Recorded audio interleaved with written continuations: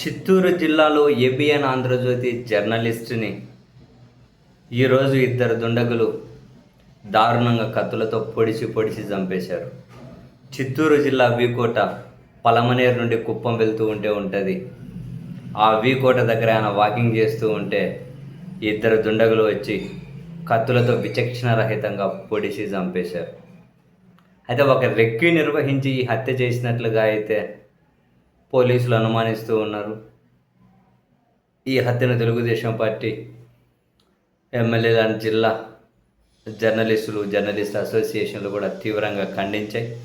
నిందితులను కఠినంగా శిక్షించాలి అని చెప్పి అయితే డిమాండ్ చేస్తూ ఉన్నారు. ఆ ఏబిఎన్ ఆంధ్రజ్యోతి జర్నలిస్టు జగన్మోహన్ రెడ్డి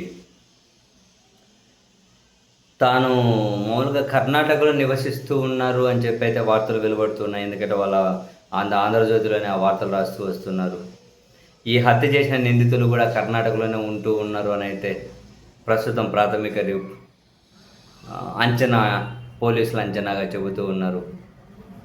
బహుశా ఇది వృత్తిపరమైనటువంటి దాడి, అంటే వృత్తిపరమైనటువంటి కారణంతో జరిగిందా, వ్యక్తిగత వివాదాల, లేకపోతే మరేమైనా కారణమా అన్నది తెలియదు. కానీ బట్ ఒక జర్నలిస్ట్ని అయితే విచక్షణరహితంగా పొడిసి చంపేయడం బాధాకరం. జిల్లా జర్నలిస్టు సంఘాలు కూడా దీని మీద అయితే నిరసన వ్యక్తం చేస్తూ ఉన్నాయి. మరి అల్టిమేట్గా ఈ హత్య జరగడానికి కారణం ఏమి అని పోలీసులు తేలుస్తారో చూడాలి. మోస్ట్ ప్రాబబ్లీ జనరల్గా ఈ మధ్య తననేమి మనం ఇప్పుడు ఈ విషయాన్ని జడ్జిమెంట్ చేయడం లేదు, కానీ చాలా చోట్ల జర్నలిస్ట్ అనే వాళ్ళు కూడా రకరకాల వివాదాల్లో చెయ్యి కాళ్ళు అన్నీ పెడుతూ ఉన్నారు.